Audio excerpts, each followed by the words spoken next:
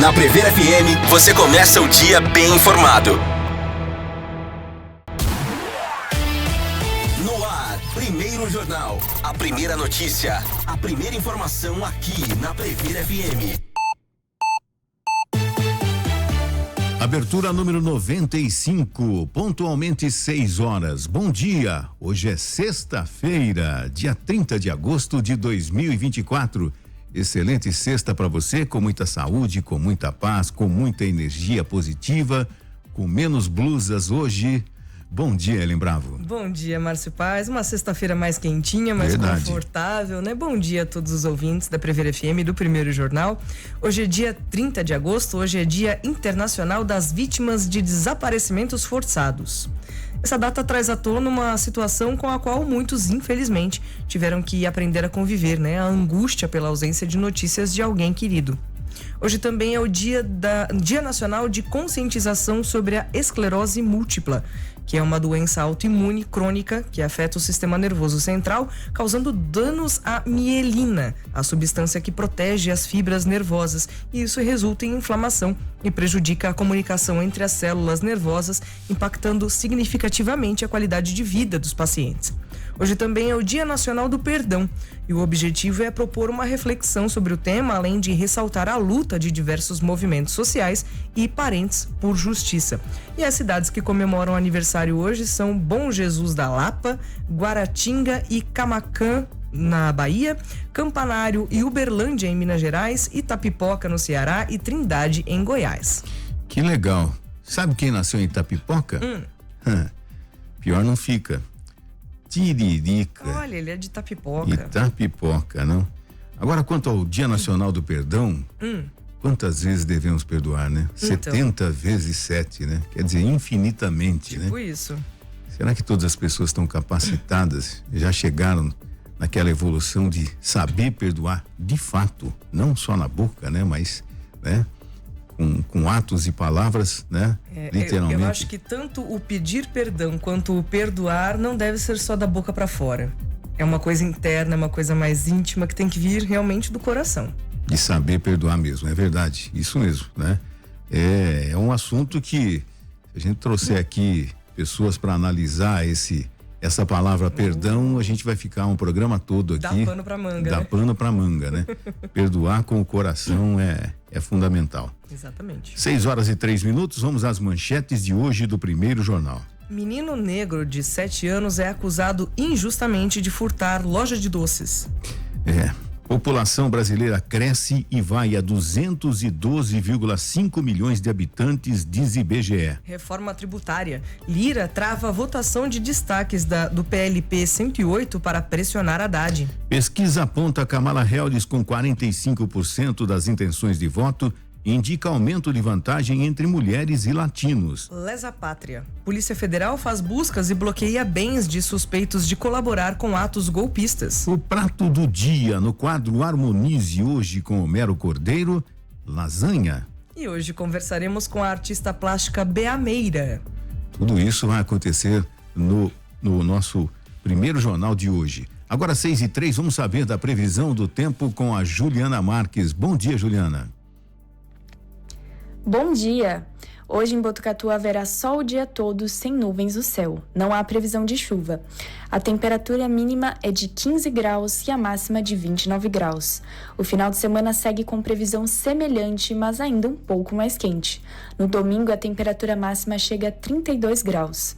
Uma nova massa de ar quente e seco vai se estabelecer sobre o Brasil no decorrer da primeira semana de setembro e iremos entrar em um novo padrão de onda de calor já a partir de segunda-feira, dia 2. As ondas de calor nessa época do ano e no mês de setembro já são super comuns em grande parte do Brasil, principalmente em áreas do Brasil Central e no Centro-Oeste. Mas nos últimos anos elas têm ficado cada vez mais intensas, mais precoces e mais longas também. Essa pode ser a onda de calor mais forte que as duas primeiras que tivemos no começo de 2024, em março, abril e maio. Em termos de duração e de temperaturas, os limiares podem extrapolar em muitas cidades, principalmente do interior do país. Além disso, a previsão de índices muito baixos de umidade do ar, similares aos de regiões desérticas, o que agrava ainda mais a situação de queimadas sobre o Brasil Central. Isso mesmo, é o de fato que está acontecendo e hoje pela madrugada eu via já uma entrevista com a Defesa Civil do Estado de São Paulo dizendo que estão em alerta máximo porque o perigo das queimadas com o calor voltando, intensificado agora esse perigo, né? É terrível, mais de 10 pessoas já foram presas no interior de São Paulo que estavam colocando fogo em mato, né? E aí é que está o negócio, né?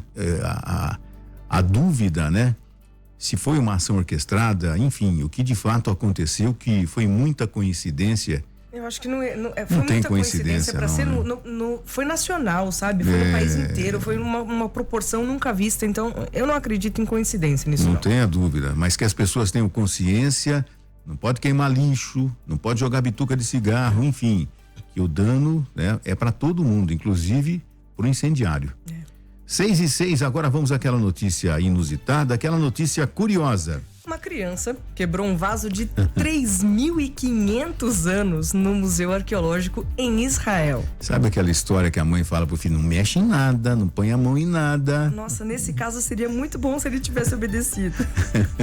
O menino de 4 anos quebrou acidentalmente um vaso da Idade do Bronze em um museu arqueológico de Haifa, em Israel. O vaso, com cerca de 3.500 anos de idade, estava exposto sem proteção de vidro perto da entrada do museu quando o incidente ocorreu. O Museu Hatch, responsável pela exposição, defendeu sua prática de exibir objetos sem vitrine, alegando que isso permite uma experiência mais autêntica e acessível para o público. Realmente, uma tradição estabelecida pelo fundador da instituição, o Reuben Hart.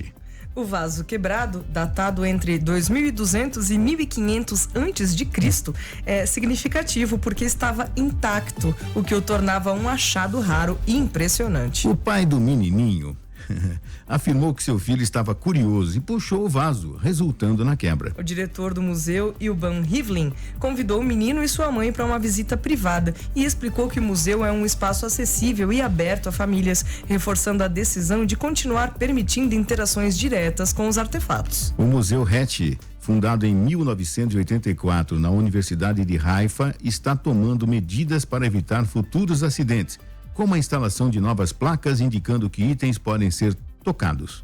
Um especialista em restauração foi contratado para reparar o vaso quebrado e o museu pretende usar o incidente como uma oportunidade educativa. Apesar das lamentações do pai do menino sobre o dano ao vaso, o museu garante que o artefato será restaurado e reintegrado à exposição. É aquela história, né, gente? Avisa a criança, né? Fica próximo, é seu filho, né? Fica dê a mãozinha pra ele. Tudo bem, você já falou pra ele, filho, não mexe em nada, mas criança é curiosa, acontece. Que coisa, não, gente? Já imaginou? 2.200 a 1.500 anos antes de Cristo. O único vaso encontrado inteiro nas escavações. Olha, realmente... E aqui na notícia aqui que o diretor do museu convidou o menino e sua mãe para uma visita privada, não foi na privada não que chamou o menino. Não, ele não foi colocar a cabeça do menino na privada, você quebrou. Pensou? Gente, mas é impressionante isso, né? Que coisa, né? Para um achado desse, de repente, no museu, não, vamos deixar aqui, vamos deixar a autenticidade para todo mundo poder ver, né? Tocar não. Não precisa tocar. E vai colocar agora, né, mais placas de advertência sobre quais objetos podem ser tocados. Isso, é bom. Mas aquela história, né? Quando você vai no museu, né? Faz aquela performance do idoso, põe os braços para trás, vai andando calmamente, olhando com os braços para trás, observando com os olhos. Como dizia minha mãe, a ponta dos dedos não tem olhinhos, você não precisa pegar para ver. É isso, mas já imaginou? Enfim, agora são 6:09. Esporte. E a Juliana deixou também aqui o futebol já gravadinho pra gente aqui, já no jeito, já o que aconteceu, o que rolou, o que não rolou. Atenção, corintianos. Então vamos lá. E após vários jogos da Copa do Brasil ao longo da semana, a 25ª rodada da Série A do Brasileirão tem início neste sábado. A disputa entre Cuiabá e Criciúma abre os jogos às 18h30. E em disputa direta pela liderança do campeonato, Fortaleza e Botafogo se enfrentam no Newton Santo às 21h30. Líder e vice-líder, respectivamente, os times fazem um duelo de altas expectativas. Na tabela, apenas um ponto separa os dois. O Fortaleza tem 48, enquanto o Botafogo tem 47. O time cearense, entretanto, tem um jogo a menos do que o rival. Em 5 jogos, foram 5 vitórias para a equipe do Fortaleza. E na mesma quantidade de jogos, o Botafogo tem 7 pontos, conquistando em 2 vitórias, 1 empate e 2 derrotas. E no domingo, após mais de 4 meses afastado de seu estádio, o Grêmio está de volta à Arena para enfrentar o Atlético Mineiro às 11 horas. A Arena gremista foi severamente afetada pelas enchentes que ocorreram em maio no Rio Grande do Sul. E no mesmo horário, o Cruzeiro recebe o Atlético Goianiense no Mineirão. Na Neoquímica Arena, o Corinthians joga contra o Flamengo às 16 horas. O clube paulista deseja contar com o goleiro Hugo Souza, um dos destaques do time da temporada, para o confronto contra a equipe carioca. No entanto, como Hugo Souza pertence ao Flamengo e está emprestado ao Corinthians até o final da temporada de 2024, o Timão precisará desembolsar R$500 mil para liberar o arqueiro.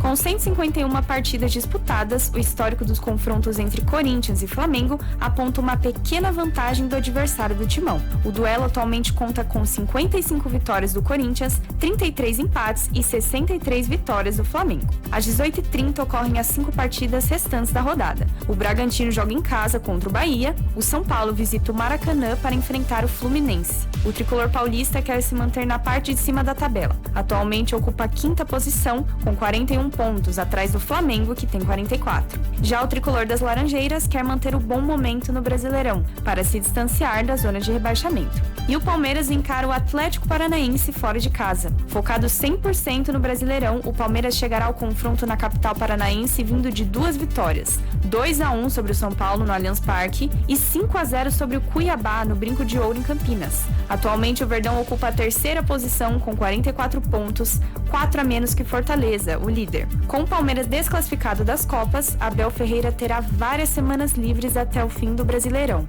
A equipe tem mais de 14 jogos pela frente na temporada, que se encerra no dia 8 de dezembro. E no duelo gaúcho, Juventude e Internacional jogam em Caxias do Sul. Em 14 de agosto, o Inter venceu de virada por 2-1 Juventude em jogo adiado do Brasileirão. E fechando os jogos, o Vasco joga contra o Vitória fora de casa.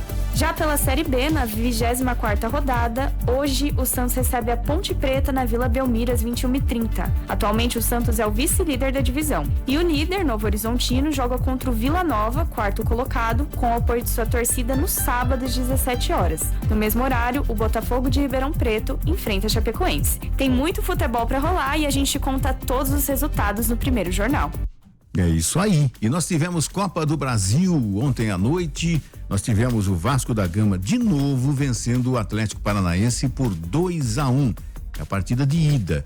E ontem nós tivemos também lá em Caxias do Sul o Juventude vencendo o Corinthians por 2-1.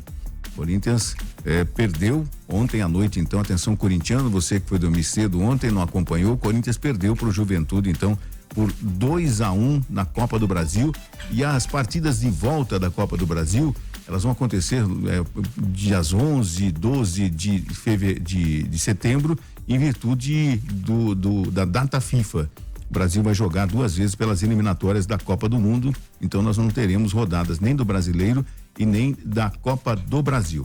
Então, e no futebol feminino, a equipe do São Paulo venceu a equipe do Grêmio, então nós teremos as semifinais do futebol feminino, Palmeiras e Corinthians, São Paulo e Ferroviária de Araraquara. 4 times paulistas nas semifinais da Copa do Brasil de futebol feminino. Vai ser muito legal. Muito bom, muito bom. Vão ser 2 grandes confrontos, né? Porque a Ferroviária tem um belo time, o Corinthians, então as brabas do Corinthians tem um belo time e tudo pode acontecer nessas semifinais. Legal. 6h14.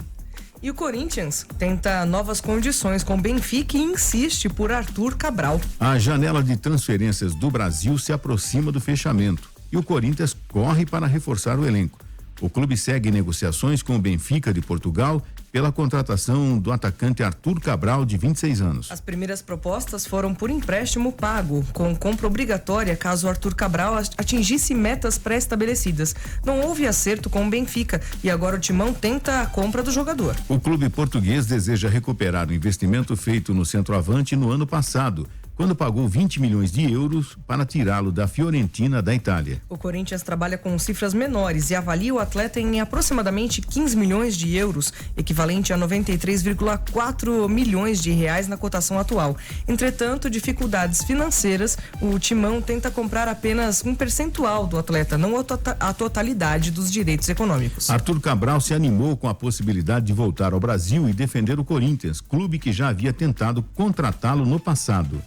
Paulo Pitombeira, empresário do atleta, está em Portugal trabalhando para viabilizar a transferência. O negócio precisa ser fechado logo, já que a janela de transferências do Brasil se encerra na terça-feira, dia 2 de setembro. Lembrando que o Arthur Cabral jogou já no Ceará, jogou no Palmeiras por pouco tempo, depois foi vendido para a Fiorentina da Itália, agora está no Benfica e o Corinthians está tentando contratá-lo. Só que o Corinthians está mal das pernas financeiramente. Tá querendo contratar só um pedacinho, só um pouquinho. Só um pouquinho. Como é que existe isso, né? É igual comprar criptomoeda, você compra uma porcentagem daquela moeda. Não tudo, né?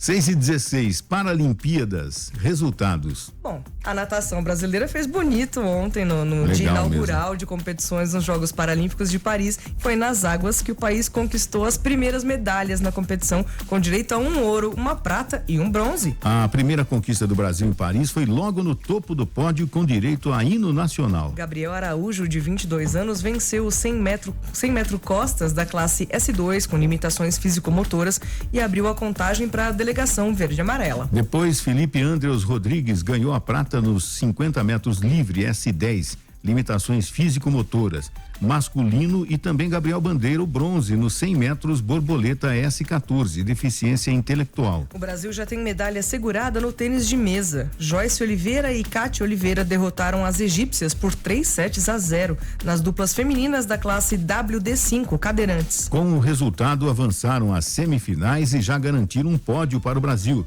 uma vez que não há disputa pelo bronze. Elas brigam por uma vaga na final hoje, sexta-feira, daqui a pouquinho, 7 horas, horário de Brasília. Bruna Alexandre, que disputou as Olimpíadas, estreou nas Paralimpíadas com vitória. Ela e Paulo Salmin atuaram nas duplas mistas na classe XD17 e venceram a dupla sueca por 3-0. A seleção brasileira teve ainda outro triunfo. Luiz Felipe Manara e Cláudio Massadi, na dupla masculina classe MD18, venceram os espanhóis Jorge Cardona e Ander Cepas de virada por 3-1.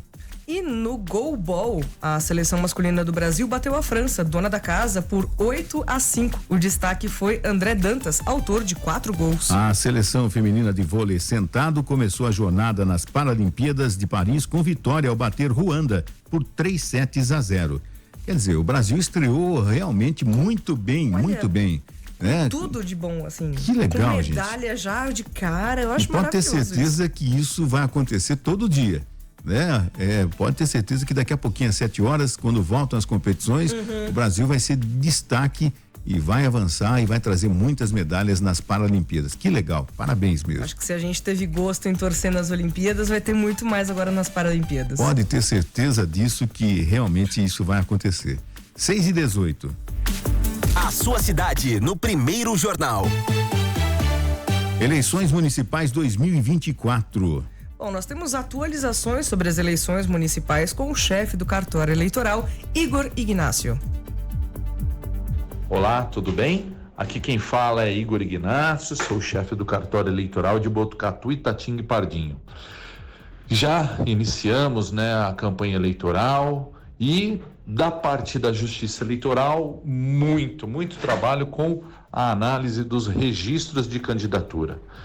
Na sua grande maioria, todos foram deferidos, mas tivemos, indeferimentos, tivemos renúncias e algumas impugnações. Mas acredito que nos próximos dias tudo já vai se findar e se resolver. Nesse dia 30 de agosto, começa o horário eleitoral gratuito.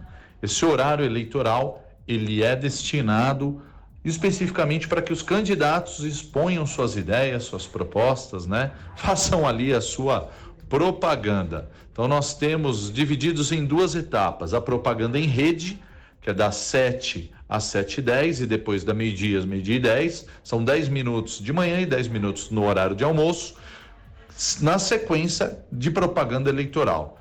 E também as inserções são de 30 ou 60 segundos durante toda a programação das rádios, seja de manhã, de tarde, de noite. E isso vai se estender até o dia 3 de outubro, antevéspera das eleições. Era isso que tínhamos para informar para esta semana. Esse foi o Igor Ignácio, chefe do cartório eleitoral de Botucatu, Itatinga e Pardinho. Realmente, você já ouviu, vai ouvir nos próximos breaks aqui ao longo de toda a programação da Prever FM, inclusive aos sábados, né? As inserções políticas, né? Dos partidos políticos. E às 7h, daqui a pouquinho, das 7 às 7h10, nós teremos o horário político obrigatório.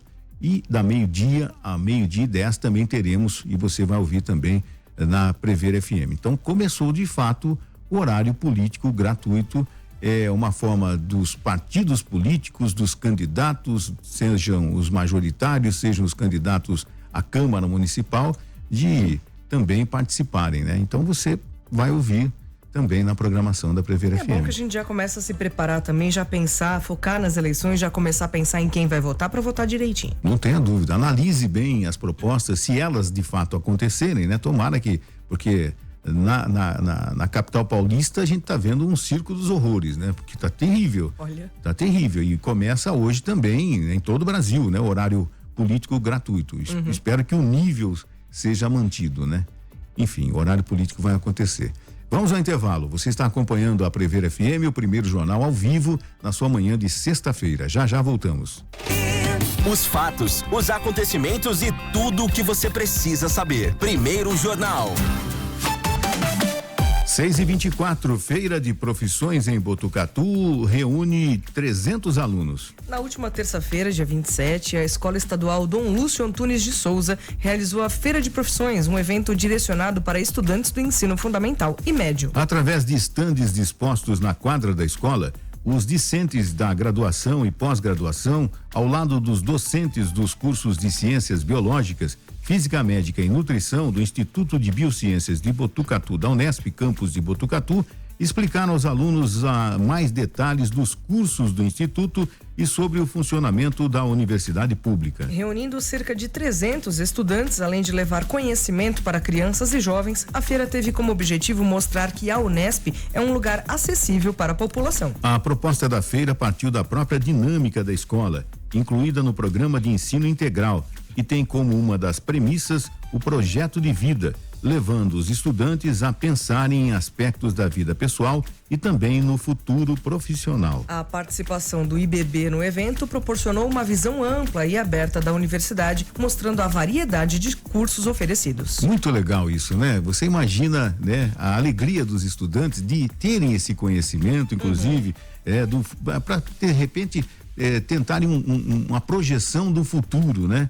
Às vezes se sente motivado em saber que pode ser assim, que essa profissão funciona dessa forma. Sim. 300 estudantes, né? Que legal, gente, muito bacana. Parabéns à Escola Dom Lúcio Antunes de Souza pela iniciativa, muito legal. Que outras escolas façam da mesma forma, né? 6h25, feirinha de adoção de cães acontece neste domingo. Então, reforçando, lembrando, né, que o Departamento de Proteção Animal da Vigilância Ambiental em Saúde de Botucatu realizará no próximo domingo, dia 1º de setembro, a feirinha de adoção de cães resgatados de maus tratos. O evento será no Parque Municipal das 9 às 12 horas. Todos os animais disponíveis estão microchipados, vacinados, vermifugados e castrados. E os interessados em adotar um animalzinho precisam ser maiores de 18 anos, apresentar um documento de identidade com foto, comprovante de residência atual e levar coleira e guia para adoção. O Parque Municipal Joaquim Amaral Amando de Barros fica na rua Dr. José Barbosa de Barros, no Jardim Paraíso. Informações pelo telefone 14-3882-1290. 6h26, hoje é sexta-feira. Vamos repetir então a agenda desse final de semana para você realmente se programar. Então vamos lá. Qual a agenda pro fim de semana? O Primeiro Jornal te dá boas dicas. A Mostra Beira Serra segue hoje, sexta-feira, 16 horas, na Praça do Bosque, com o espetáculo Ubu. O que é bom tem que continuar. Com Klaus de Shakespeare, Facetas e as Avessa de Natal do Rio Grande do Norte. Amanhã de manhã acontece a abertura da exposição A Carne de Gaia, de B.A. Meira, às 11 horas na Pinacoteca, que fica na Rua General Teles, 1040. E nós vamos saber mais detalhes com a própria artista logo mais aqui no Primeiro Jornal. À tarde, a Musitour traz blues com Zé de Credo e Pablo Rodrigues. Às 17 horas na estação ferroviária, na Rua Benjamin Constant, 228-470. E no domingo, dia 1º de setembro, às 10 horas, rola Chorinho com Café no Choro, no Mercadão Municipal, na Rua Rangel Pestana, sem número. Que legal, né? Então tem atrações aí a partir de hoje para você aproveitar aqui na cidade de Botucatu. Mas agora, se você prefere cinema, se você gosta da magia da sétima arte, vamos passar aqui a programação de hoje, desse final de semana. Para você que deseja aproveitar um cineminha neste final de semana, tem filme para todos os gostos nas telonas de Botucatu. Ontem estreou Pets em Ação. A animação conta a história de Grace Pedro. Ela é uma cachorrinha de raça que acredita ser a melhor de todas, enquanto ele é um gato adotado que se contenta com aventuras nas ruas e até jantar do lixo. Durante uma viagem em família, eles acabam se perdendo no aeroporto e agora Grace e Pedro precisam superar suas diferenças e unir forças para encontrar o caminho de volta para casa e para a família que tanto amam. A sessão é única, às 15h15. E tem filme nacional na área. A comédia dramática Estômago 2, O Poderoso Chefe, se passa 15 anos após o primeiro filme. Raimundo Nonato é o chefe dos chefes na prisão, encantando com seu talento culinário e sua saborosa lábia, tanto o diretor do presídio quanto o veterano líder dos detentos. Até que um terceiro chefão, o mafioso italiano Don Caroglio, chega para disputar o controle da penitenciária e o privilégio de ser servido pelo carismático cozinheiro. E além disso, alguns grandes sucessos deste ano se mantêm em cartaz. É Assim que Acaba. O filme é a adaptação cinematográfica do best-seller homônimo de Colin Hoover, estrelado por Blake Lively. Na história, Lily Bloom é uma mulher com uma infância traumática que decide recomeçar a vida em Boston. Na nova fase, ela conhece o charmoso neurocirurgião Riley, por quem se apaixona perdidamente. O filme aborda um tema sensível, os relacionamentos abusivos. As sessões são às 18h50 e às 21h40. E para quem curte filme de herói, ou melhor, anti-herói, tem Deadpool e Wolverine. Considerado um dos principais lançamentos de 2024, o título é o terceiro filme da franquia do anti-herói Deadpool, interpretado por Ryan Reynolds. Tem sessão às 18h30 e às 21h20. E a maior bilheteria das telonas brasileiras de todos os tempos, Divertidamente 2, ainda está disponível, com sessão única às 16h10. Que legal, então se você gosta do cinema, tá aí a programação para esse final de semana na cidade de Botucatu para você poder acompanhar. Eu não assisti o Divertidamente 2. Eu ainda também não assisti. Nenhum. Não, o 1 eu assisti. Não no cinema, mas eu assisti. Entendi. Mas o 2 eu ainda não assisti. Eu estou me cobrando assistir o 2, inclusive. Atenção, empresários de Botucatu, vamos fazer um cinema no centro da cidade. Olha, seria uma ótima, porque realmente me locomover até o shopping às vezes é complicado, é muito distante para mim. É, verdade. 6h30, 6 horas e 30 minutos. Uma notícia chata aqui dentro de novo. Né? Na verdade, atualizações, né, sobre o caso da funcionária da APAI. A APAI demitiu o funcionário suspeito de estar envolvido no desaparecimento da secretária executiva da entidade. A APAI de Bauru informou em nota divulgada nesta quarta-feira que o funcionário do almoxarifado Dilomar Batista, envolvido no desaparecimento da secretária executiva Cláudia Lobo, foi imediatamente demitido após a coletiva de imprensa realizada pela Polícia Civil na última segunda-feira. Dilomar foi ouvido pela polícia na última sexta, dia 28, e confessou que ajudou a queimar o corpo de Cláudia sob ameaça de Roberto Franceschetti, o então presidente da instituição e o principal suspeito do assassinato da secretária. Em coletiva de imprensa realizada no dia 22 de agosto, a presidente interina da APAI, Maria Amélia Moura Pini Ferro, confirmou que o funcionário tinha sido afastado assim que a entidade tomou conhecimento das investigações sobre ele e que Roberto Franceschetti também já não fazia mais parte do corpo diretivo da entidade. Ainda segundo a instituição, Dilomar foi funcionário do dono da área onde teriam sido feitos descartes de documentos da entidade no dia do desaparecimento de Cláudia e tinha um acordo com o proprietário para o descarte de materiais na área. Durante coletiva de imprensa realizada na manhã de terça-feira, dia 27, em Bauru, a defesa do então presidente da APAI, suspeito de envolvimento no desaparecimento da funcionária Cláudia Regina da Rocha Lobo, afirmou que Roberto Franceschetti é inocente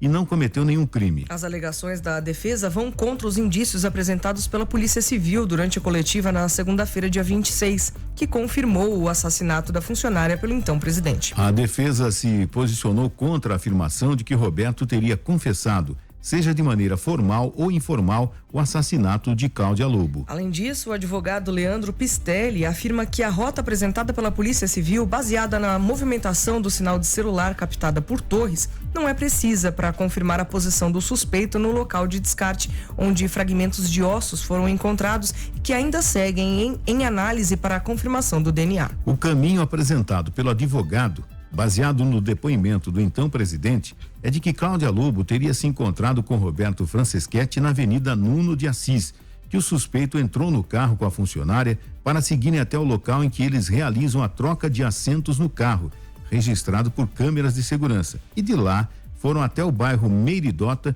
para Cláudia realizar um pagamento a um familiar que precisava de dinheiro. Depois disso, Leandro Pistelli afirma que Roberto e Cláudia voltam até a Avenida Nuno de Assis e eles seguem caminhos diferentes. O suspeito volta a dirigir seu carro, segue para um posto de gasolina e vai até a APAI para uma reunião com o funcionário. O advogado afirma que supostas imagens de câmera de segurança que confirmariam o caminho dito por Roberto ainda serão solicitadas formalmente aos locais onde ele teria passado. A defesa de Roberto também entrou nessa quarta-feira, dia 28, com um pedido de revogação da prisão preventiva do então presidente da APAI e aguardam o parecer da Justiça. Além disso, a defesa alega que é um caso de desaparecimento e não homicídio, pois as provas apresentadas pela perícia ainda não confirmam que a ossada encontrada é de Cláudia. A Polícia Civil também relatou que Roberto, antes de ser investigado como principal suspeito do crime, tentou guiar as investigações para um possível familiar de Cláudia, que foi preso por tráfico e afirmou que a secretária estava arcando com dívidas desse familiar. A coordenadora financeira da APAI confirmou que Roberto liberava adiantamentos que eram lançados como pagamentos para fornecedores para Cláudia. O computador da vítima foi periciado e nele foram encontradas planilhas de contabilidade pessoal de Cláudia com indicações de inconsistências financeiras, inclusive com valores em aberto em relação a Roberto. A gente vai repetir o que nós falamos ontem aqui, né? Sim. Que a Polícia Civil, na última segunda-feira, em declaração, em coletiva para a imprensa, já disse que o ex-presidente da APAI foi o homicida, foi o criminoso que deu um tiro, inclusive, enfim. Então vamos aguardar os acontecimentos. Agora, a defesa do envolvido entrou em ação, dizendo que existem outras imagens, enfim. Vamos aguardar os desdobramentos nos próximos dias e na próxima semana nós estaremos atualizando esse caso trágico, né? Envolvendo uma ex-funcionária da APAI que está desaparecida e que supostamente teria sido assassinada. Seria ótimo realmente se nós encontrássemos com vida. Seria muito bom, mas os indícios, baseado no que a polícia, a experiência da polícia, né, nas investigações, que isso, de fato, o homicídio deve ter acontecido, né? Mas a gente vai aguardar as informações oficiais. 6h35. Cidades participam de multirão de coleta de DNA para identificação de pessoas desaparecidas no interior de São Paulo. Até hoje, dia 30, ocorre a mobilização nacional para a identificação de pessoas desaparecidas. O objetivo da ação é coletar material genético de familiares de desaparecidos para ajudar a localizá-los por meio do DNA. Para participar é necessário apresentar um documento de identidade com foto e o boletim de ocorrência de desaparecimento do familiar. O material genético pode ser recolhido por meio de células da mucosa oral ou a partir de uma gota de sangue do dedo. A prioridade é coletar o DNA de familiares de primeiro grau, como pais, filhos e irmãos biológicos, sendo recomendado que pelo menos 2 familiares participem da coleta. Os especialistas também solicitam a doação de objetos que possam conter material genético do desaparecido, como escova de dentes. Além dessa mobilização, a coleta de DNA também ocorre todas as quartas-feiras nos institutos médicos legais IML do estado, mediante agendamento pelo site. Durante a mobilização, a Delegacia da Pessoa Desaparecida também realizará uma busca ativa de casos específicos, entrando em contato com as famílias para incentivar a coleta do material genético. A cidade de Botucatu participa dessa campanha. O IML está localizado na Rua Vicente da Rocha Torres, 1010, atrás da Avenida Vital Brasil. Primeiro Jornal, Prever FM. 6h37, menino negro de 7 anos é acusado injustamente de furtar loja de doces. Não roubei nada, diz constrangido um menino negro de 7 anos acusado injustamente pelo gerente de uma loja de doces na zona leste de São Paulo de comer um pacote de bolachas sem pagar. O garoto, a mãe e o pai dele tinham acabado de ser abordados pelo funcionário da loja, um homem branco, na fila do caixa na última quinta-feira, dia 22. O filho do casal foi apontado como suspeito de roubo na frente de outros clientes e funcionários, todos brancos. A declaração do menino foi gravada pela mãe dele, a comerciante Giovana Santos de Oliveira Brasil, de 25 anos, que chorou na filmagem. O diálogo e as imagens dos dois aparecem num vídeo que viralizou nas redes sociais nesta semana. A comerciante denuncia o gerente por racismo contra seu filho. Outros vídeos de câmeras de segurança sem som ambiente mostram como o funcionário abordou a criança e seus pais, pretos também. Todos estavam na fila do caixa da Magic Doces, em Cidade Tiradentes. Ao abordar a família, o funcionário falou que o suposto roubo do garoto foi registrado por câmeras da empresa. No entanto, as imagens não mostram isso, segundo a própria loja admitiu depois por meio de nota. A família havia comprado mais de R$500 em doces. O menino fez aniversário 2 dias antes e os pais prometeram uma festa com guloseimas para comemorar a data no final de semana. E por isso foram a Magic Doces. Não piso mais lá, disse a mãe. O nome do gerente não foi divulgado pela empresa. A mulher procurou a Polícia Civil, que no entanto registrou a ocorrência somente como calúnia no 44º Distrito Policial em Guaianazes. Questionada pelo G1 e pela TV Globo, a secretária da Segurança Pública informou que a polícia vai analisar os vídeos e que, no decorrer da investigação, o crime a ser apurado pode mudar. O caso citado foi registrado no 44º Distrito e é investigado pelo Distrito Policial de Cidade Tiradentes, responsável pela área. A autoridade policial vai ouvir os envolvidos e analisa as imagens, visando esclarecer as circunstâncias do ocorrido. Cabe ressaltar que a tipificação inicial do boletim de ocorrência não é definitiva e pode ser alterada ao decorrer das investigações, informa a pasta da Secretaria de Segurança Pública Paulista. Bom, a verdade é o seguinte, que não basta não ser racista, tem que se combater o racismo, né? E as imagens não comprovaram o que de fato o gerente da loja alegou. Depois a loja mesmo se desculpou porque não tinha imagem nenhuma. Então foi realmente um ato racista do funcionário contra o menino, contra a família, tá? Então não basta não ser racista, tem que combater o racismo e que esse funcionário e que essa empresa de fato seja punida. Olha, são tantas variantes aí no meio que, olha, a gente fica até aturdido, assim, né? E você já notou que, infelizmente, todo dia nós temos notícias parecidas com essa. Sim. Todo dia, né? Num país onde a incidência de negros é bem maior que a incidência de brancos nesse Brasil, né? Infelizmente isso acontece. A gente tem que combater veementemente o racismo e qualquer tipo de discriminação.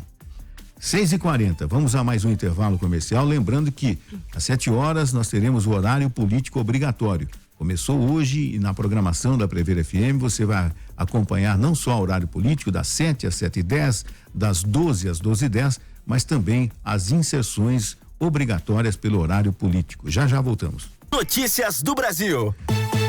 Agora 6h42 e a população brasileira cresce e vai a 212,5 milhões de habitantes, diz IBGE. A população brasileira é estimada em 212.583.750 habitantes, segundo novos dados divulgados nesta quinta-feira pelo Instituto Brasileiro de Geografia e Estatística. A estimativa, que revela o total de habitantes em estados e municípios, considera a contagem de pessoas até o 1º de julho de 2024. As informações foram publicadas no Diário Oficial da União. A projeção representa um número 4,68% maior do que mostrou a última atualização do censo de 2022. Em outubro de 2023, o IBGE, depois de ajustar os números informados na primeira divulgação do censo, informou que a população brasileira era de 203.080.756 milhões de habitantes. Antes, o censo tinha reportado 203.062.512 milhões de habitantes. O censo é uma contagem de pessoas e domicílios, enquanto as projeções englobam outros indicadores, como taxas de nascimento e mortalidade, para estimar a população e servir como referência para vários indicadores sociais, econômicos e demográficos do país. Além disso, é um dos parâmetros utilizados pelo Tribunal de Contas da União, TCU, para o cálculo dos fundos de participações de estados e municípios, por meio dos quais a União distribui recursos. Mesmo com a alta registrada até julho de 2024, o IBGE recentemente informou que a população do Brasil deve começar a encolher em 2042, 6 anos antes do que era previsto até 2018. Na última quarta-feira, dia 22, o Instituto divulgou novas projeções que mostram que até 2041 a população deve continuar crescendo e atingir a marca de 220 milhões de pessoas. Porém, a partir do ano seguinte, a população passará a encolher, devendo chegar a 199,2 milhões de pessoas em 2070. Assim, 2042 é o novo ponto de inflexão calculado pelo IBGE. Esta é uma medida que estimula quando a população de um local deixará de crescer e passará a encolher. Com a ingestão de plásticos que a população, de microplásticos, de nanoplásticos, né? Pode ter certeza que a taxa de infertilidade vai aumentar, né? E aí nós vamos ter mais pessoas, né? Sim. É aquela história, se a gente não tomar providências com relação à ingestão de nanoplásticos e microplásticos de todos, gente, é impressionante, a gente vai ter uma diminuição forçada da população, né? E essa divulgação que a doutora Geslane nos passou, a bióloga formada aqui pelo Instituto Biológico da Unesp, está na Escócia, né? Passou pra gente aqui nessa semana aqui no Primeiro Jornal, de que inclusive o atrito dos carros, dos pneus dos carros com asfalto, e a gente respirando isso, né? A gente tem esse nanoplástico no organismo, quase todo mundo tem, tá? Então o que acontece? Que benefício traz isso para a saúde? Então a gente precisa rever novamente o nosso conceito de preservar a vida, né? É o que eu falei aquele dia, né? A gente tem 70% do nosso corpo é água e plástico. E plástico. Tem plástico boiando nessa água, né? Tem, muito.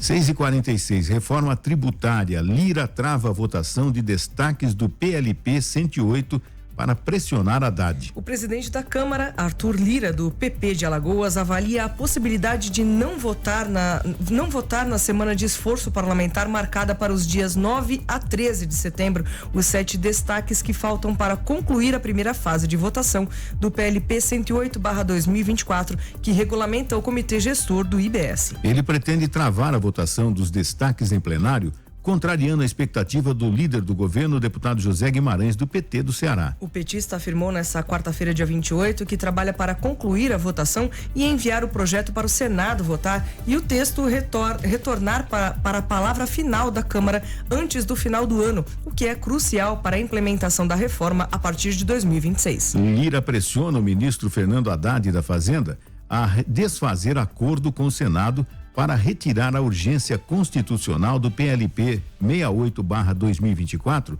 cujo alvo é a regulamentação do regime de incidência da CBS e do IBS.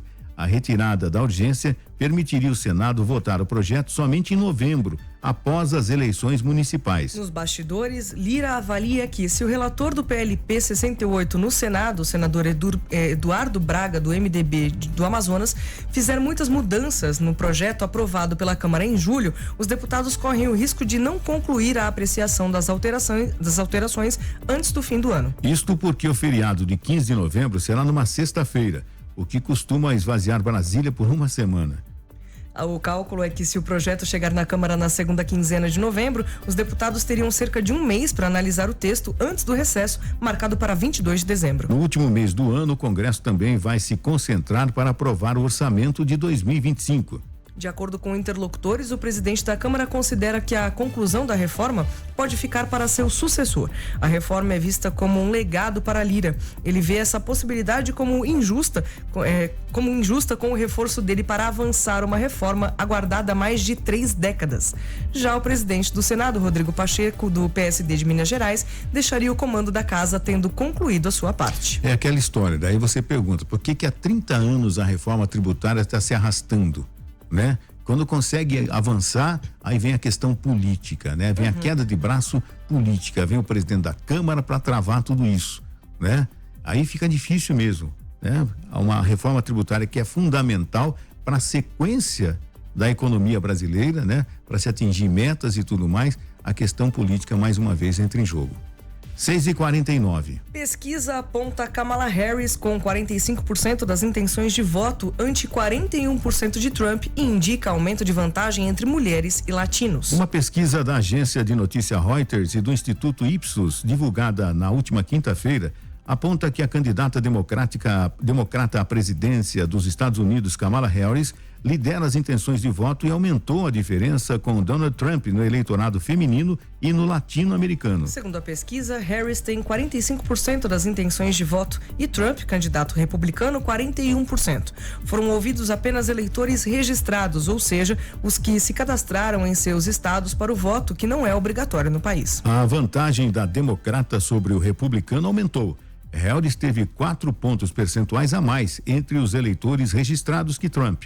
No fim de julho, ela tinha 1 ponto percentual a mais, segundo o levantamento da Reuters Ipsos na ocasião. A nova pesquisa, que foi conduzida nos 8 dias até quarta-feira, dia 28, teve uma margem de erro de 2 pontos percentuais. O levantamento mostrou também Harris com mais apoio entre mulheres e latino-americanos. Nas 4 pesquisas da Reuters Ipsos, conduzidas em julho, ela também teve uma vantagem de 9 pontos entre as mulheres e uma vantagem de 6 pontos entre os hispânicos. Já Trump liderou entre os eleitores brancos e homens, ambos por margens semelhantes às de julho, embora sua diferença entre eleitores sem diploma universitário tenha diminuído para 7 pontos na última pesquisa, abaixo dos 14 pontos em julho. As descobertas ilustram como a corrida presidencial dos Estados Unidos foi abalada durante o verão. O presidente Joe Biden, de 81 anos, encerrou sua campanha em 21 de julho, após o desempenho desastroso no debate contra Trump, o que gerou apelos generalizados de seus colegas democratas para abandonar a sua candidatura à reeleição. Desde então, Harris ganhou terreno contra Trump em pesquisas nacionais e em estados decisivos. Embora pesquisas nacionais, incluindo Reuters e Ipsos, deem sinais importantes sobre as opiniões do eleitorado, os resultados estado por estados do colégio eleitoral determinam o vencedor com um punhado de estados de batalha provavelmente decisivos. Está chegando a hora e vamos aguardar o primeiro debate entre os candidatos para que a gente tenha mais uma projeção da diferença entre os dois. Pelas pesquisas, a diferença da Kamala Harris tem aumentado sobre o Donald Trump. Vamos ver como é que vai ser esse primeiro debate. A gente tem falado sempre de como vai ser a postura do Donald Trump em relação a Kamala Harris, né? E o novo presidente norte-americano, ele tem influência sobre o mundo todo, né?